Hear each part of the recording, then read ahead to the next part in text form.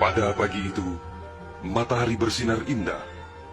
Anak manusia baru saja memulai rutinitas sehari-hari.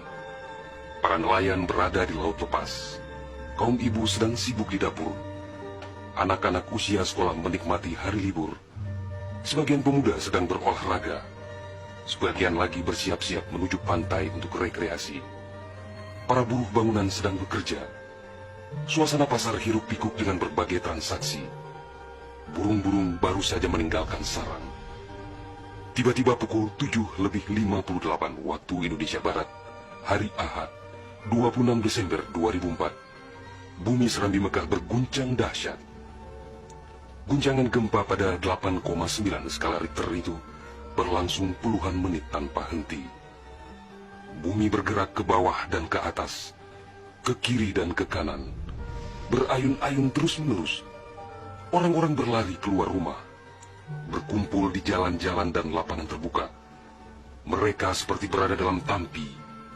Kepala terasa pusing, sehingga banyak yang terjerembab ke bumi. Suara azan Allahu Akbar berkumandang dari menara-menara masjid dan menasa.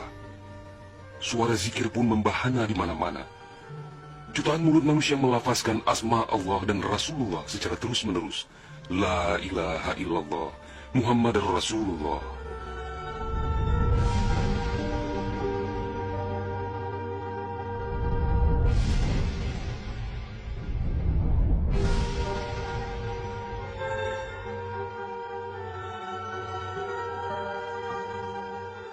Seusai gempa dahsyat itu, sebagian orang pergi untuk melihat-lihat situasi. Karena terbetik kabar bahwa di tempat tertentu ada bangunan yang rubuh, ada tanah yang terbelah, dan ada pula rumah yang ditelan bumi. Tidak terpikirkan oleh mereka apa yang akan terjadi setelah itu. Tidak ada tanda-tanda alam yang begitu kentara. Tidak ada yang mampu menafsirkan dan menduga sebentar lagi akan terjadi bencana maha dahsyat yang meluluh lantakan permukiman penduduk sepanjang pesisir Aceh. Tidak ada pula yang mampu menerjemahkan berbagai firasat atas pusaran nasib yang bakal menimpa tanah rencong. Juga hampir tidak ada yang memahami tanda alam, manakala air laut surut beberapa ratus meter. Orang-orang di pesisir pantai tampak asyik mengumpulkan ikan yang menggelbar-gelbar. Bahkan air sungai pun mengering, namun tidak ada yang dapat membaca tanda-tanda itu. Mereka seakan melupakan gempa yang baru berlalu.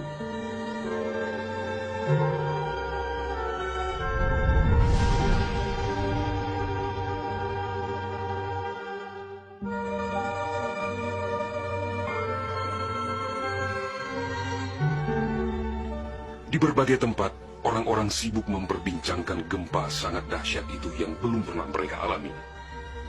Namun tak lama kemudian orang-orang mendengar bunyi dentuman sangat keras, disusul suara gemuruh dari arah laut. Bunyi dentuman itu terdengar sepanjang pesisir Aceh Besar, Banda Aceh, Aceh Jaya, Aceh Barat, dan Nagan Raya. Orang-orang mengira itu adalah bunyi bom. Memang sebelumnya sering terdengar bunyi bom yang menghiasi kehidupan orang Aceh ketika itu, karena Aceh dalam situasi konflik bersenjata. Orang-orang pun bertanya dalam hati, mengapa masih ada pihak yang tega berperang dalam suasana yang begitu menakutkan? Orang-orang mengira pagi itu hanya sekedar gempa. Mereka sama sekali tidak menduga bahwa bunyi dentuman keras tersebut adalah akibat patahan lempengan bumi yang berpusat di Samudra Indonesia, sekitar 149 km sebelah selatan Calang Aceh Jaya. Dan itulah penyebab gempa. Di samping kehendak Allah pemilik alam semesta, belum sempat mereka bernafas lega akibat gempa. Dalam suasana gebalau dan kucar-kacir itu, tiba-tiba daratan diterjang air laut.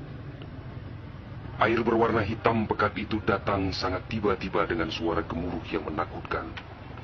Ia berlari sangat cepat, menerjang apa saja yang dilaluinya. Di tempat-tempat tertentu air mencapai ketinggian 18 meter. Bahkan ada yang mencapai 35 meter, seperti di kawasan Luknga. Dari jauh air yang beringas itu tampak bagaikan rupa naga yang menggeliat-geliat mencari mangsa. Air dengan kecepatan 900 km per jam itu bagaikan bulldozer yang melumut apa saja yang ditemuinya. Orang-orang berusaha menyelamatkan diri dengan berbagai cara. Namun hampir semua orang, hewan-hewan, benda-benda, rumah, lakbatat kaye bate, digulung air itu tanpa kecuali. Semua wilayah yang dilaluinya pun hancur berkeping-keping. Air laut yang datang menyamai kecepatan pesawat terbang itu, ternyata namanya tsunami. Kekuatannya memang luar biasa. Kapal apung PLN yang diparkir di perairan Ulelilu, Banda Aceh, digelandang tsunami sampai 3 km ke darat. Kapal itu sekarang menjadi objek wisata tsunami. Demikian juga kapal angkut Sendalas milik PT SAI diseretnya ke atas badan jalan negara Banda Aceh melabuh di Lokna. Kapal-kapal nelayan ukuran besar yang diparkir pelabuhan ikan di Lampulo, Banda Aceh, banyak yang terdampar ke pusat kota. Termasuk mesin cetak harian Serambi Indonesia dikerungcut di bawah tsunami sejauh 1 km. Kendaraan roda 4 hancur tak berwujud. Rumah dan toko-toko serta bangunan lain yang kokoh pun hancur lebur rata dengan tanah. Semuanya di luar dugaan manusia, seakan sebuah mimpi buruk yang sangat langka. Setelah kira-kira 15 menit air laut itu beraksi, suasana pesisir Aceh pun lengang, sunyi, sepi, senyap, dan hening yang tak bisa dilukiskan dengan kata-kata. Sebagian besar permukiman penduduk rata dengan tanah, seakan instrumentalia kehidupan telah berakhir sampai di sini. Ratusan ribu orang nelangsa, teduk tesepuh, telok menjaro, teingat kedrohana lidaya, atau terduduk lunglai bersilang tangan, mengingat nasib tiada berdaya. Tsunami yang diakibatkan gempa tektonik itu juga melanda Malaysia, Thailand, India, Maladewa, Sri Lanka,